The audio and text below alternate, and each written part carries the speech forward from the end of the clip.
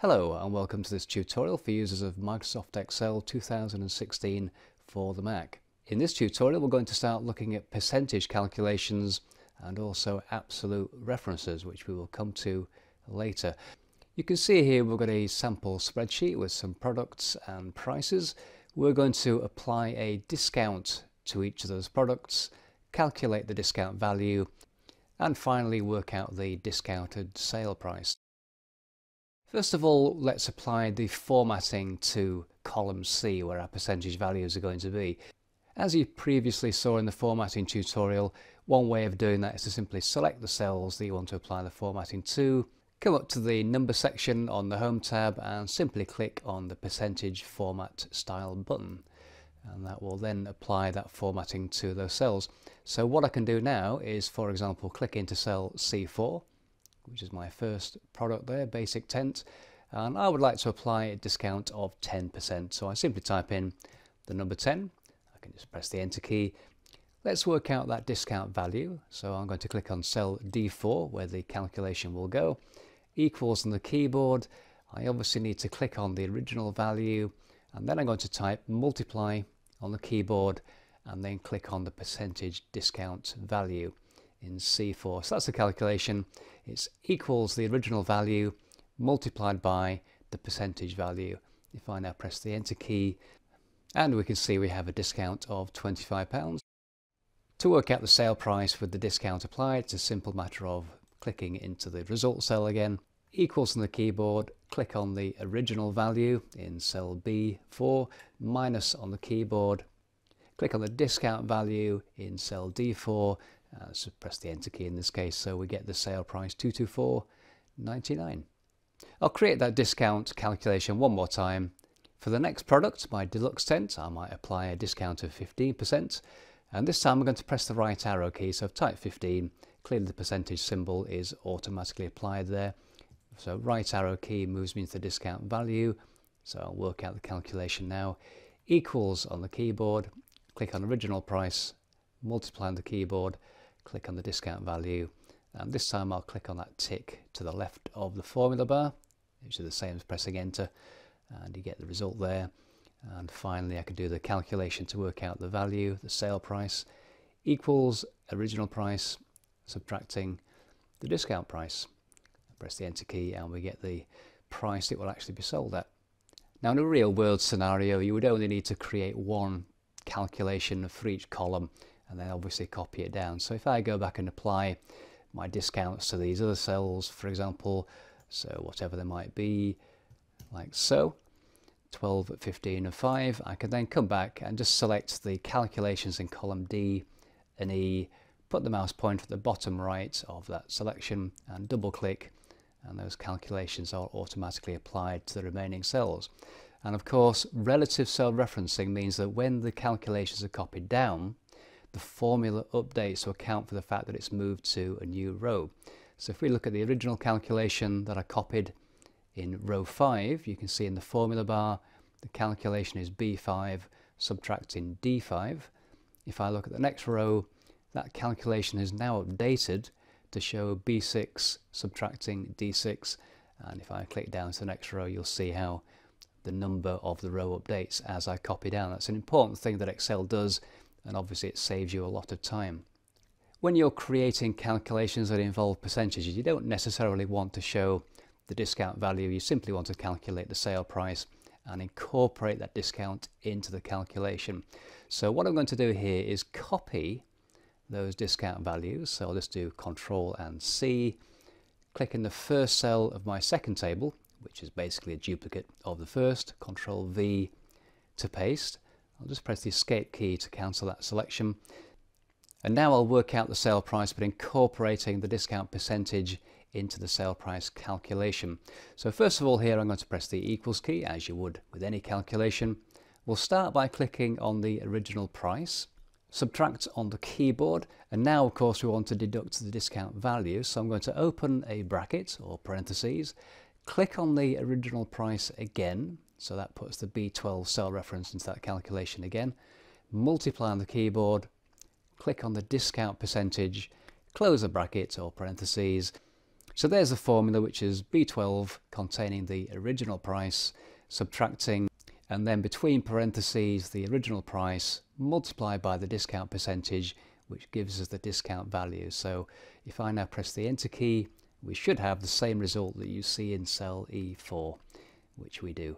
I'll do one more example of that calculation. So come to the next cell down, so my deluxe tent, equals on the keyboard, click on the original price in cell B13, subtract on the keyboard, and now open parentheses to contain the next part of the formula. So again, click on the original price, multiply by the discount percentage, close the bracket or parentheses, press the enter key, and there we get the sale price.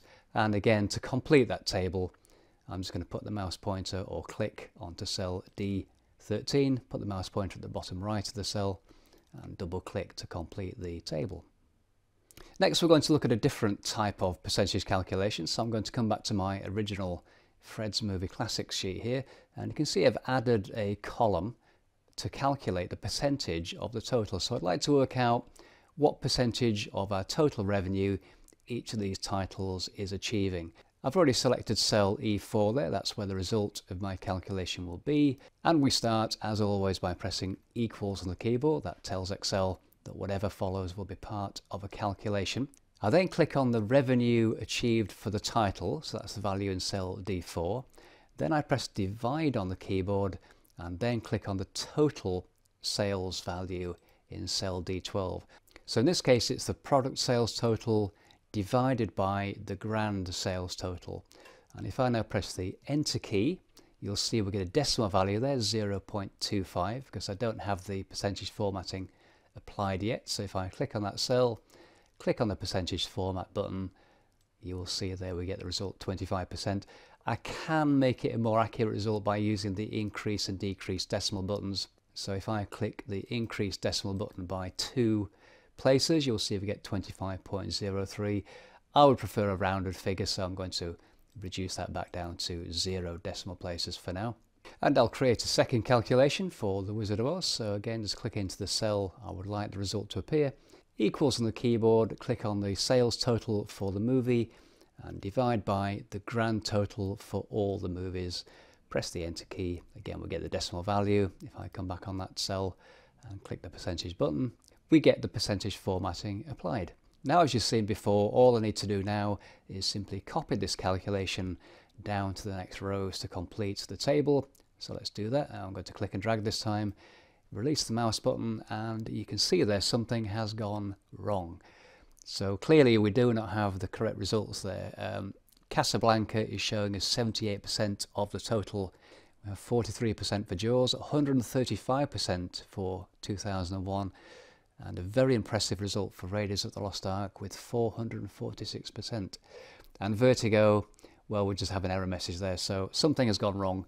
If I come back to my Wizard of Oz calculation, and you take a look at the formula bar, the calculation is D5 divided by D12. Now, as I copied this formula down, obviously we'd like D5 to update to D6 and D7 and so on, so that accounts for the movie sales revenue.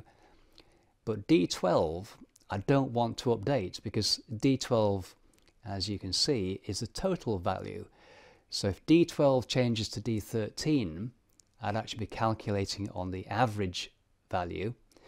And if it changed to D14, I'd calculate on the maximum value, and so on. And by the time we got to D17, there's nothing in that cell at all, which explains the Vertigo calculation error there, division by 0. So if I click in that cell, the calculation is D10 divided by D17, and D17 is a blank cell.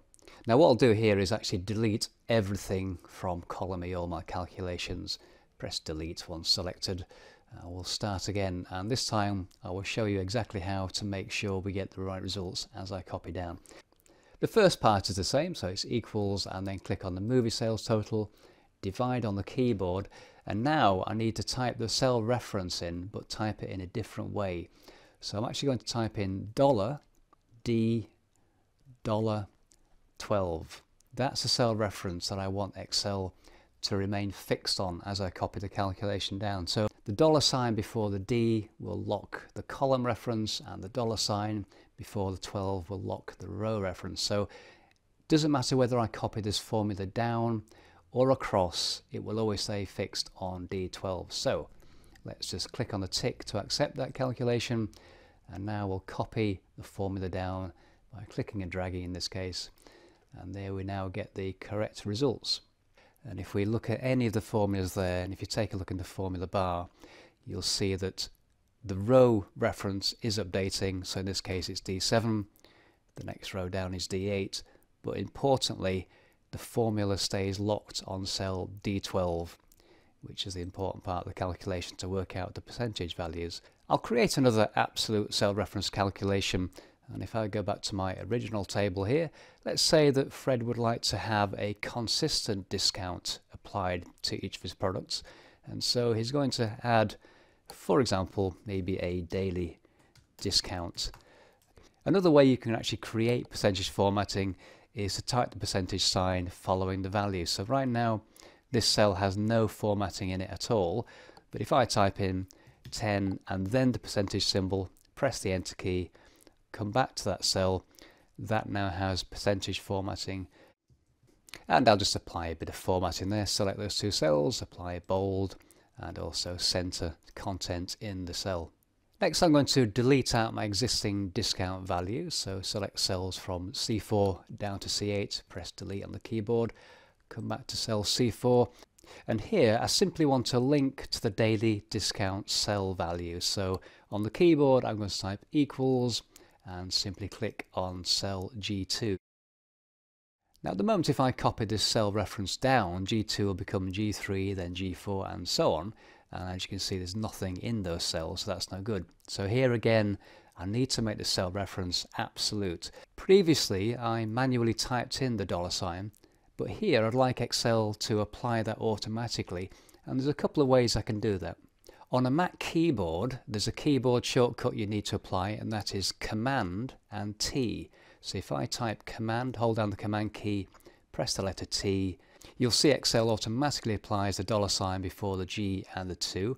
If I keep the Command key held down and then repeatedly press the letter T, you'll see what happens.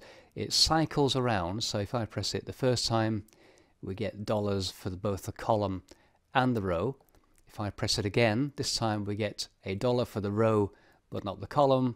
Press Command T again, and this time we get $G2. In other words, the dollar sign is before the column is fixed, but the row is relative, and so on. There are different circumstances where you might only want to fix the column and not the row, depending on the spreadsheets that you're creating. And finally, again, if I do that same keyboard shortcut, we go back to the basic cell reference. So I'm going to press Command T one more time, $G, $2, and that cell reference is now absolute. Click on the tick to accept that, and I'm going to click and drag down to complete the table. So we now have the discount value in each of those cells, and if ever I change my daily discount to, let's say, 15%, press the enter key, obviously all the cells that reference that particular cell in G2 automatically update as well.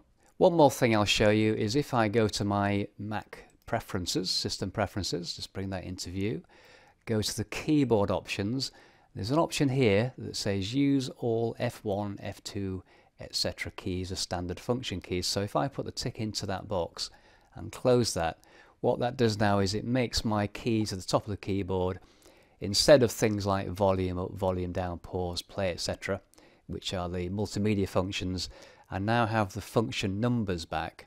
So F1, F2, F3, etc. And if I go back to that cell in C4, and if I press the F2 key, function key F2, that puts that cell into edit mode. And now if I press the function key F4, you'll notice that does exactly the same as the Command T shortcut. So that's another way that you can apply the dollar sign and get an absolute reference if you prefer that method. And I'll just press the escape key to cancel that edit. So that completes this look at creating percentage calculations and also the benefit of using absolute cell references in your calculations. I hope you found something useful there that you can apply to the spreadsheets that you're working on. Thank you very much for watching, and I'll see you next time.